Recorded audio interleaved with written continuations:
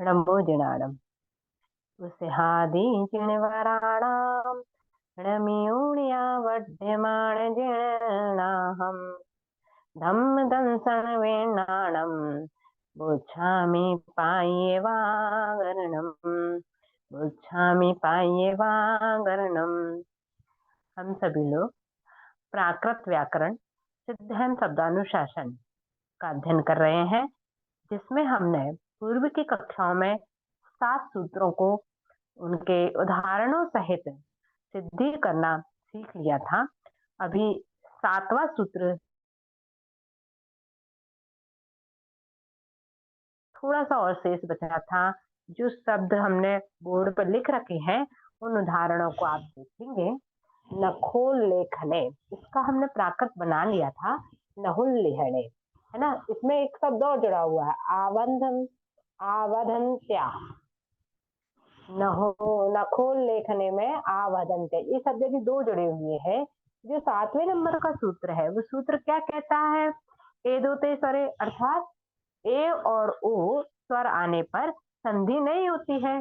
तो ए और ओ कहाँ आ रहे हैं? जैसे लेखने शब्द में ए है, इसमें एकारांत है, और यहाँ ए के बाद में आ रहा है, मतलब ए के बाद में और ओ के बाद में भी आ आता है तो संधि नहीं होती है। तो ए के बाद में यहाँ आ रहा है तो इसकी प्राकृत नहुल लिहणे और आवंधन ये बनी, अर्थात इसमें और इसमें दोनों में संधि नहीं होती है। इसी प्रकार और भी उदाहरण, आश्चर्य, आश्चर्य बना चुके, उससे पहले यदि अहु लिखा हुआ है यानी ये ओकार शब्द है, ओ में और इस आ में दोनों में संधि नहीं होगी। आश्चर्य की प्राकृत बनी थी अच्छर्यम और अहो प्राकृत का ही शब्द है, तो हो ओ के बाद में आया यानी दोनों में संधि नहीं, इस सूत्र के माध्यम से ये दो तो स्वरे के कारण से।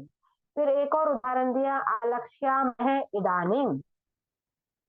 आलक्ष्याम को प्राकृत बनेगी आलक्ष्मो, यानी ये ओकारांत हो गया, और इदानीम की प्राकृत बनेगी एनिम, अर्थात ओ के बाद में भी ए आया है तब भी इनमें संधि नहीं हुई। तो इस सूत्र को हमने सिद्ध किया, ए दो से स्वरे मतलब ए और ओ के बाद में कोई अन्य स्वर आए उसकी संधि नहीं होती।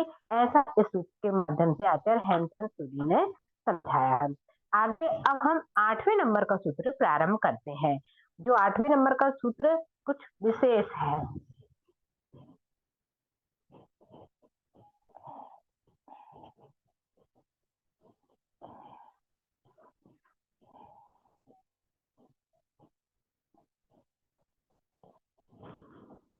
आठवें नंबर का सूत्र देखते हैं, तो सूत्र है स्वरस योद व्रते।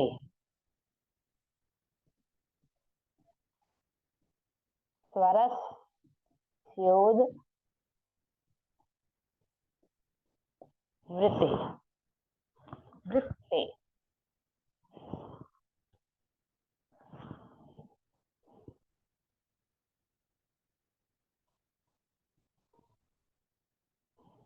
ये सूत्र क्या कह रहा है? इस स्वर के उद्वृत रहने पर संधि नहीं होती है। स्वर के, मतलब स्वर के, और यहाँ से निकला उद्वृत, यानी उद्वृत रहने पर संधि नहीं होती। उद्वृत मतलब अभी अपन ने कुछ शब्द ऐसे देखे थे जिसमें एक व्यंजन अपन ने लुप्त किया या लोप किया या दुप्त किया, तो उसमें जो स्वर शेष बचा है, जो लोप हुआ है व्यंजन, उसका स्वर शेष बचता है, उसको उद्वृत स्वर कहते हैं। यानी शेष बचे हुए स्वर को उद्वृत कहते हैं। जो स्वर उसमें पहले से लगा हुआ है और हमने व्यंजन लोप नहीं किया है तो उसे उद्वृत नहीं कहेंगे। जिस व्यंजन का लोप हुआ है उसके साथ जो स्वर शेष बचा है उसको उद्वृत कहते हैं।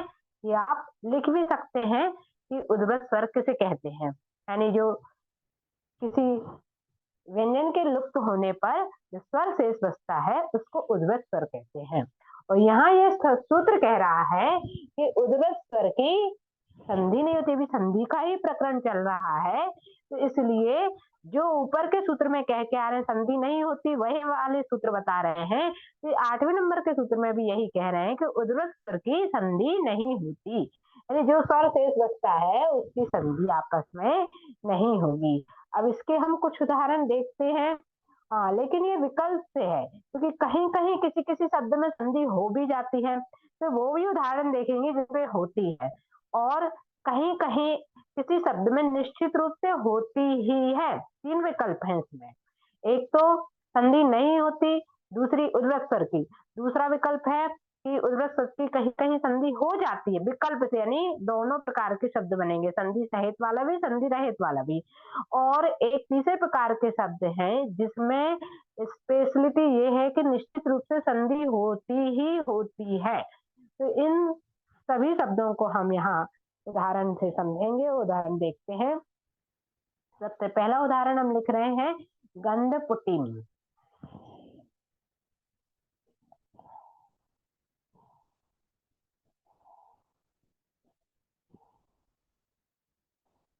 गंधपुटिम, इसकी प्राकृत बनेगी गंध उडिम।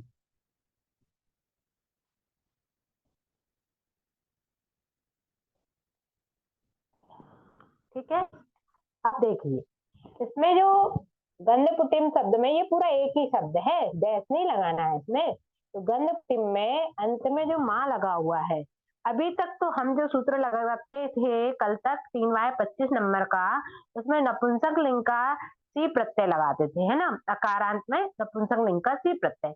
लेकिन यहाँ जो गंधपुटिम शब्द है, ये कौन सी विभक्ति तक है? तो कहा कि द्वितीय विभक्ति एक वचन रूप है, अर्थात द्वितीय विभक्ति का प्रत्यय भी अम होता है, और अम में से भी माँ ही से बचता है, लेकिन उसका सूत्र अलग है। विभक्तियों का अंतर आने से उनके सूत्र बदल जाते हैं। तो तीसरे अध्याय का 5वें नंबर का सूत्र लगाएंगे यहाँ हम, अमोष्य।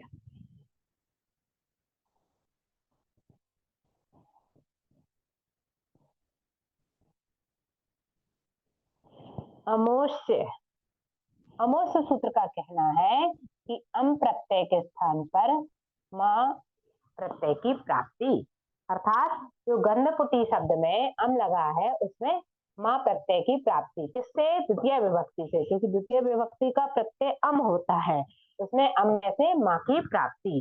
कि जो माँ है, यानी हमारा ये शब्द यही बनेगा, उसके जो माँ है उसको अपन किससे लोप करते हैं?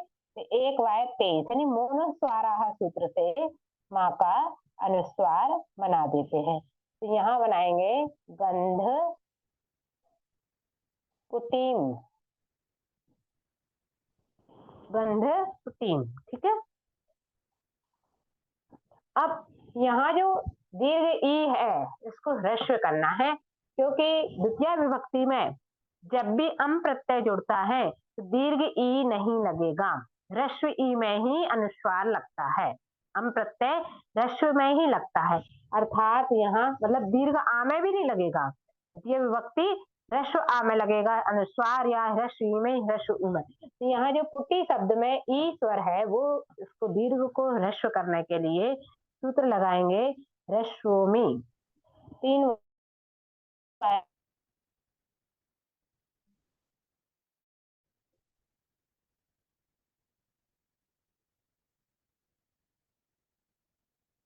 दीर्घ ई का ह्रस्व ई किया, तो यहाँ बन गया गंध पुटिम, ये बना। अब इसके पश्चात ये जो टा है, प्राकृत भाषा में टा के स्थान पर डा व्यंजन हो जाता है। टो डहा छोटा सा सूत्र है, टो डहा, उस सूत्र से टा का डा, एक वाय 195 नंबर का सूत्र है, टो डहा, इससे टा का डा किया हलंत वाला, इसका स्वर से बचेगा गंध पुडिम, जो ये स्वर था वो डा के ऊपर लग जाएगा। ठीक है, अभी यहाँ हमने लोप नहीं किया है व्यंजन का, टा का लोप नहीं हुआ, टा के स्थान पे डा का आदेश हुआ है, इसलिए ये वाला ई उद्गत स्वर नहीं माना जाएगा। जिसमें स्वर का व्यंजन का लोप होता है, उसका जो शेष स्वर बचता है उसको हम उद्गत स्वर कहेंगे। ठीक है, तो यहाँ पुडिम शब्द बन गया। अब क्या करेंगे, इस पा का लोप करेंगे, क्योंकि यहाँ उडिम शब्द चाहिए। तो पा का लोप करने के लिए वही सूत्र है, 177 नंबर का, कागा चाजा तादा पायावाम प्रायो लोप। ये पा का लोप किया तो यहाँ बचा गंध उडिम। जो पा में ऊ स्वर लगा हुआ था वो शेष बचेगा, वो ऊ और उडिम बना। यानी ये जो ऊ है ये है उदृत स्वर।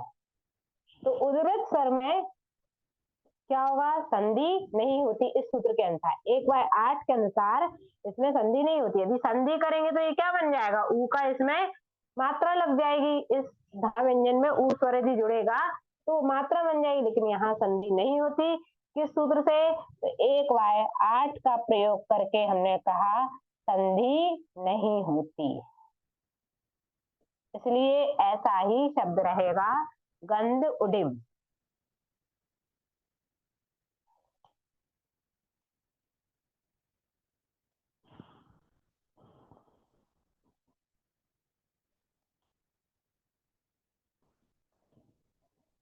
चलिए आगे चलते हैं, अगला और उदाहरण देखते हैं हम जिसमें संधि नहीं होती। ये आ गया होगा समझ में। इसमें अमोष्य पहले नंबर पर सूत्र लिखा है, जिससे अम से माँ की प्राप्ति हुई है। माँ को मोनुस्वार से अपन ने अनुस्वार बना दिया है। रश्वमी सूत्र से दीर्घ ईकार ह्रस्व किया है। टोड़ा सूत्र से टाका डा किया है। कागा चाजा तादा पाया प्रायलोप से पाका लोप किया है। और स्वरस से इस सूत्र से संधि नहीं की है, अर्थात गंध उडिम प्राकृत बनती है गंध पुटिम की।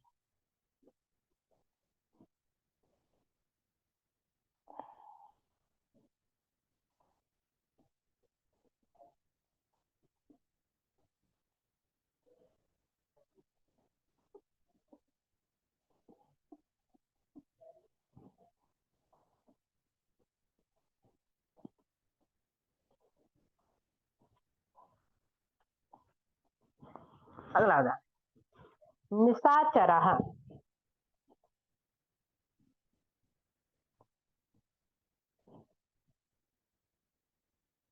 इसके प्राकृत बनेगी निशाचरो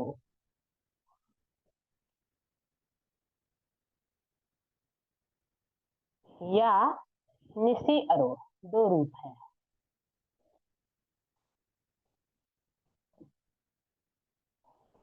ठीक है, यहाँ आप लोगों को पता है ये विसर्ग लगा हुआ है, तो विसर्ग का लोप करने के लिए कौन सा सूत्र लगेगा, क्योंकि ये विभक्ति है। कौन सी विभक्ति है, तो प्रथमा विभक्ति है।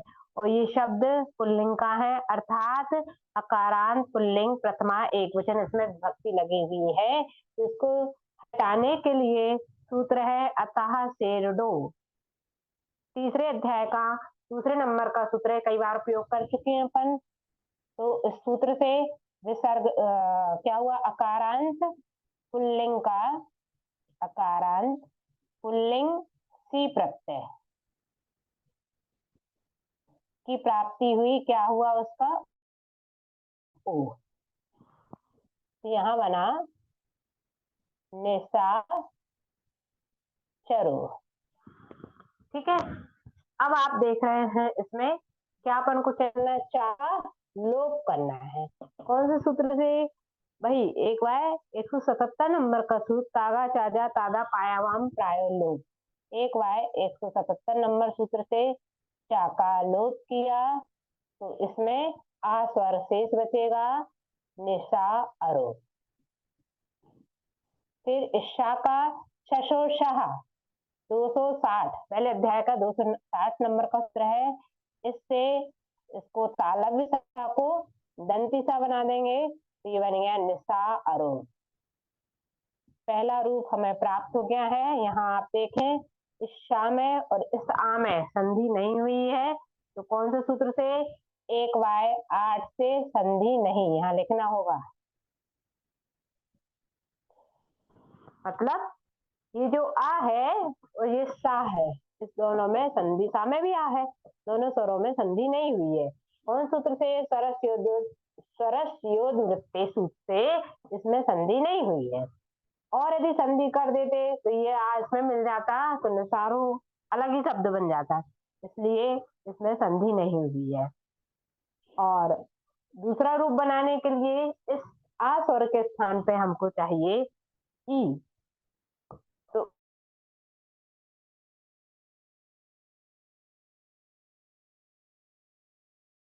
एक वाय नंबर का ई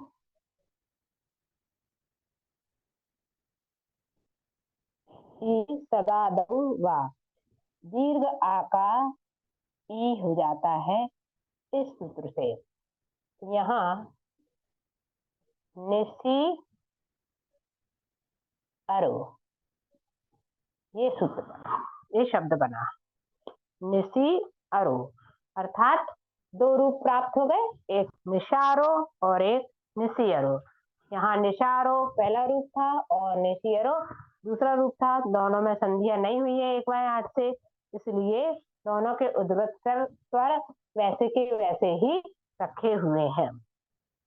इसी प्रकार का एक और उदाहरण है रजनी चराहा। ये आपको बनाना है होमवर्क में। ये उदाहरण रजनी चराहा, जैसे ये निशाचर है वैसे ही रजनी चराहा। तो चरो का तो ऐसे ही अरो बनेगा यही सूत्र लगा करके, और रजनी का रैणी रयणी। तो ये आपको बनाना है। उसमें जो भी सूत्र प्रयोग होंगे सारे सूत्रों को अपन उपयोग कर चुके हैं, इसलिए कोई नए सूत्र उसमें नहीं लगेंगे। ये आपको बनाना है, ठीक है। अगला शब्द हम लिखते हैं मनुजत्वम।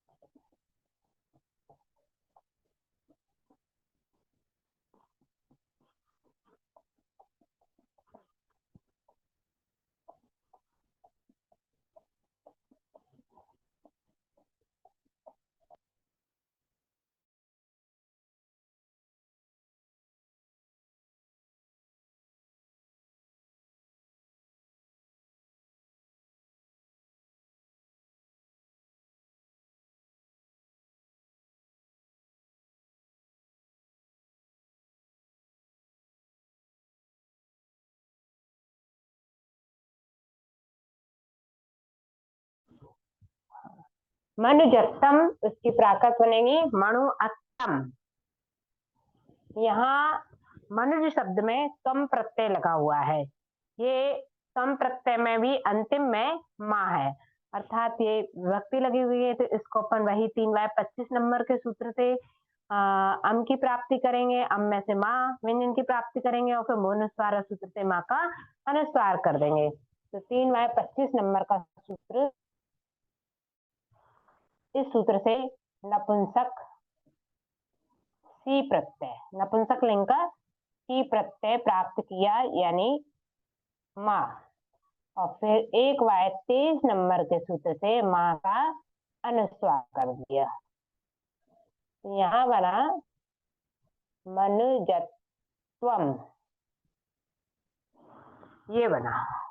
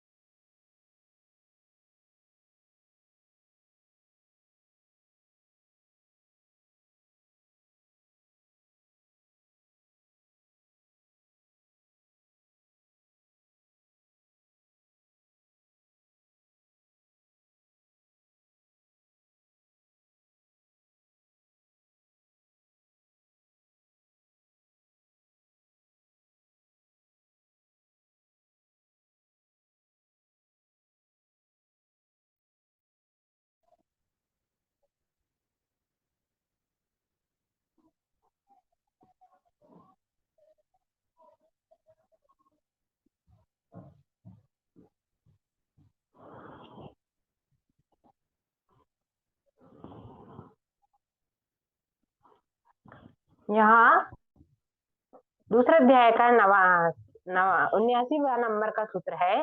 कौन सा? जिससे वा का लोप होता है। सर्वत्र लवराम वंद्रे, अर्थात वा का इस सूत्र से लोप किया। तो ये वा संयुक्त व्यंजन में था, वा का लोप हुआ तो वा का आ जो है वो ता में जुड़ गया, तो ता पूरा हो गया।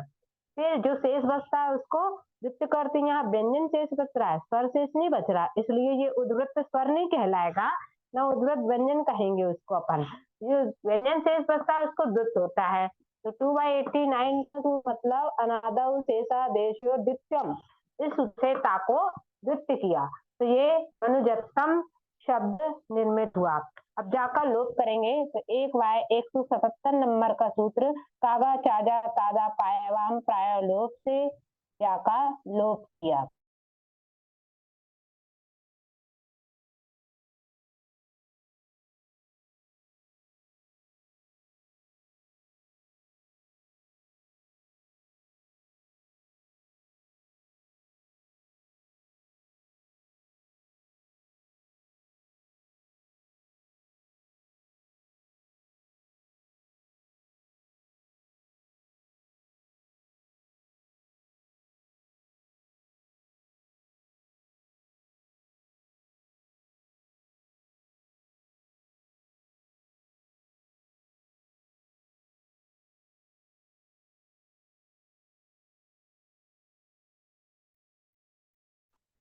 देखिए दोबारा से अपन पूरा शब्द देखते हैं। मनुजत्तम को मणुअत्तम बनाना है। 3y25 नंबर के सूत्र से नपुंसक लिंग का सी प्रत्यय की प्राप्ति हुई यानी माँ।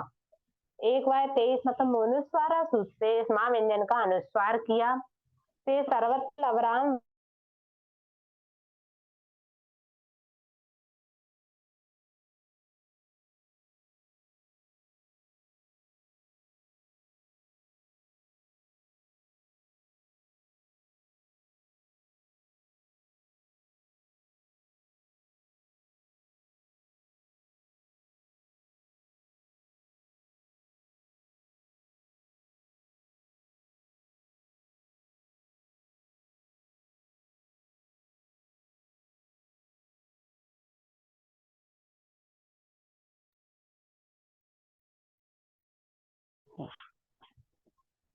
टू बाई 89 नंबर से ताकापन्न द्वित्व किया, मनुजत्तम बना। फिर कागा चाजा तादा पायवाम प्रायो लोप से इस जा का लोप किया। तो जा में जो आ स्वर था वो शेष बचा, इसको उद्वृत्त स्वर कहेंगे। इस उद्वृत्त स्वर का इसमें संधि नहीं होगी 1y8 नंबर के सूत्र से, अर्थात यहाँ अपन लिख देंगे 1y8 से संधि नहीं। और नोणः सूत्र से इस ना का णा कर दिया। मणुअत्तम शब्द प्राकृत में मनुजत्तम शब्द का मणुअत्तम शब्द बना है। ठीक है, अगला शब्द देखेंगे अपन उदाहरण इसका, कुंभकारा। अब ऐसे शब्द देखेंगे जहां इसमें तो अभी तक अपन जो शब्द लिख रहे थे उनमें संधि नहीं हो रही थी। अब कुछ ऐसे शब्द लिखेंगे जिसमें संधि हो जाए। उदाहरण भी अपन एक दो उदाहरण देख लेते हैं।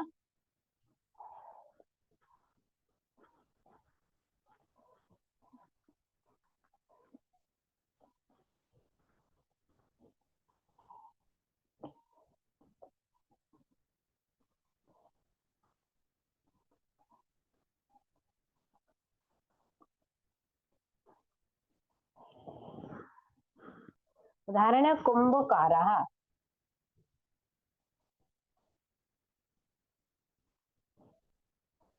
कुंभकारा, इसकी प्राकृत बनेगी कुंभ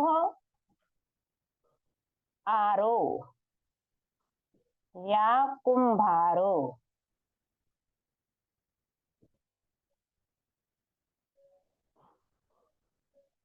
दोनों रूप है। देखिए अब विकल्प से संधि होती है ऐसा सूत्र में कहा था। यदि संधि होगी ये भाव राखी तो कुंभारो बनेगा, और संधि नहीं होगी तो ये कुंभ आरो, अलग अलग शब्द बनेगा। अब इसके अपन दोनों रूप यहाँ बनाते हैं। सबसे पहले यहाँ विसर्ग लगा हुआ है तो ये पुल्लिंग का शब्द है, अर्थात अतः सेड़ो शुद्ध से यहाँ इसको ओ कर देंगे। 3y2 से पुल्लिंग का शब्द है, अकारांत पुल्लिंग का, तो सी प्रत्यय लगाया, पुल्लिंग सी प्रत्यय से ओ की प्राप्ति, ओ। तो यहाँ बन गया कुंभ कारो। फिर काका लोप करेंगे तो 1/177 नंबर के सूत्र से कागा चाजा तादा पायावाम प्राय लोप से काका लोप किया। तो यहाँ आ स्वर शेष बचेगा।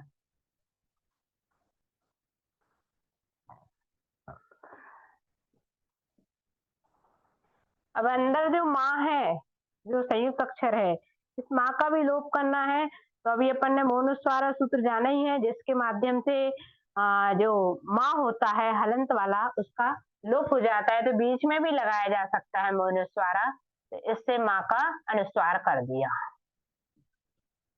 तो कुंभ आरो, ये पहला रूप अपन को प्राप्त हुआ। अब दूसरे रूप के लिए इसकी संधि कर दी जाए। पहले 1/8 का संधि नहीं, फिर 1/8 फिर से संधि की है, यानी इन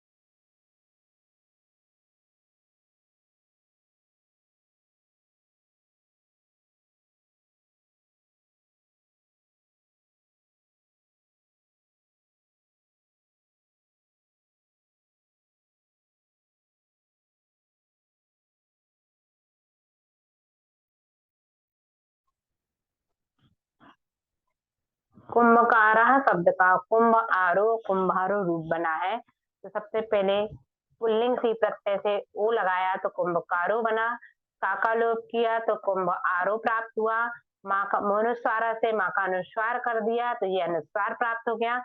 और जो 8वें नंबर का सूत्र है सरस योद वृत्ते, इससे संधि नहीं की जाएगी तो कुंभ आरो बनेगा। लेकिन यदि संधि करते हैं तो कौन से सूत्र से होगी संधि? तो जो 5वें नंबर का सूत्र है, अपन पूर्व में पढ़ चुके हैं पिछली कक्षाओं में, पदयो संधिर्वा, यानी 2 पदों में संधि होती है, तो उस सूत्र को लगा करके हम कुंभारो शब्द प्राप्त कर सकते हैं। ऐसे ही एक और उदाहरण हम देख लेते हैं, जिसमें निश्चित रूप से संधि होती है, मतलब वो सूत्र शब्द ऐसा है बिना संधि के उसको बनाया ही नहीं आता, जो प्रयोग है वो हमेशा किया ही जाता है, संधि करके ही बनता है।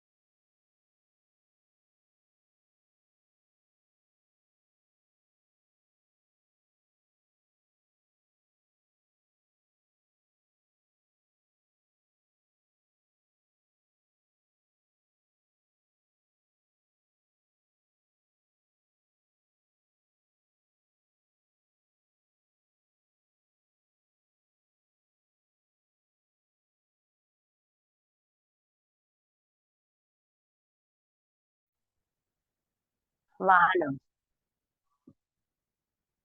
फिर नाकाणा किया, यहाँ नोणा सूत्र से 1/228 नंबर सूत्र का नाका किया नोणा, 7 वाहणो,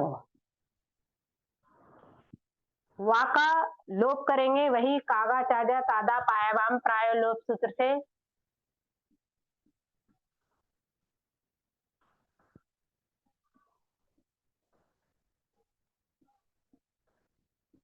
स्वर उसका शेष बचेगा ये स्वर दीर्घ आ,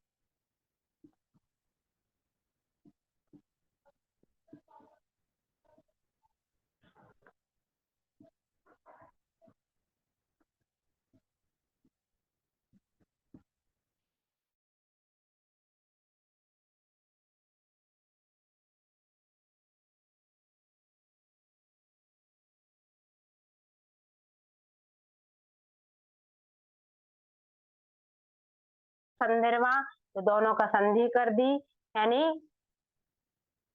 सालाहड़ो।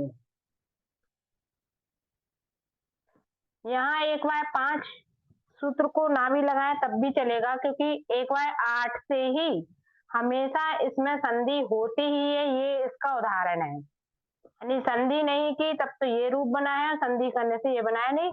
सालाहणो रूप ही प्राकृत की जो ग्रंथ है उसमें प्राप्त होता है।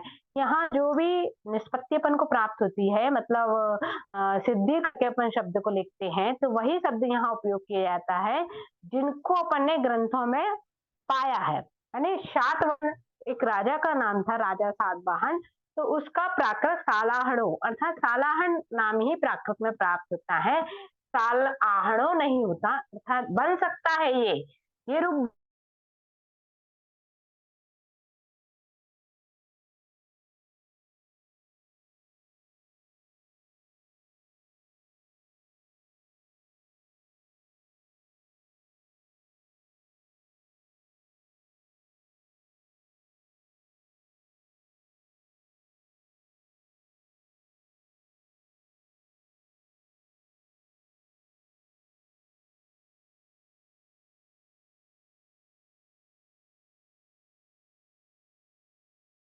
निश्चित रूप से संधि होती है, वह शब्द भी इसी जैसा है।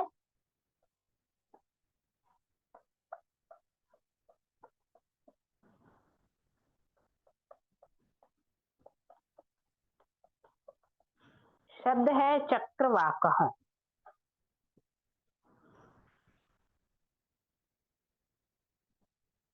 चक्रवाकः, इसकी प्राकृत बनेगी चक्काओ। सबसे पहले यही सूत्र लगेगा, 3/2, इसका पुल्लिंग का सी प्रत्यय, ओ प्राप्त होगा, यानी चक्रवाको। फिर ये सूत्र लगेगा, कागा चाजा तादा पायवाम प्रायो लोप। इस सूत्र से का का लोप करेंगे हम, इस का, तो चक्रा, चक्र वाओ।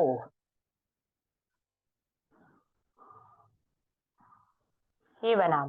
चक्र में जो रेफ लगी हुई है, इस रेफ को लोप करने के लिए सूत्र लगाएंगे, सर्वत्र लवराम वंद्रे।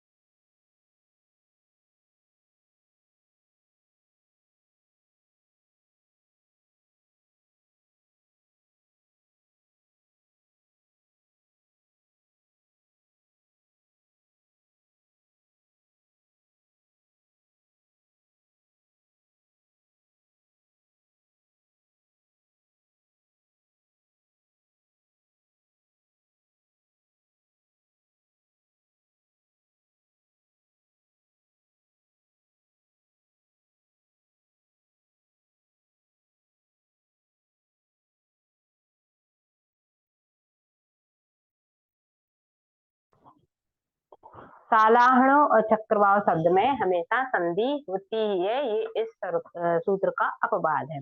अब एक शब्द और देखते हैं जिसमें संधि होती भी है और संधि नहीं भी होती। तो सुपुरुषः,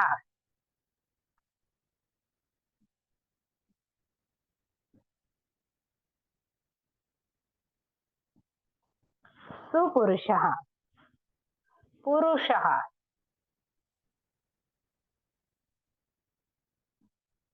ठीक? इसका प्राकृत बनेगी सु पुरुषो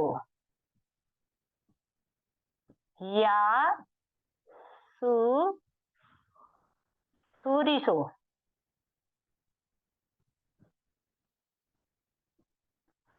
ये इसकी प्राकृत बनेगी। तो इसको अपन को सिद्ध करना है। यहाँ सबसे पहले यही सूत्र लगेगा 3y2 जिससे सी प्रत्यय की प्राप्ति। तो सु पुरुषो, फिर ससो सहा सूत्र लगाया अपन ने दूसरे अध्याय का, नहीं पहले अध्याय का 260 नंबर का सूत्र है। शाका तालव्यसा नहीं, मूर्धन्य शाका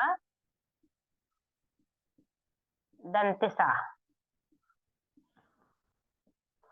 तो सु पुरुषो।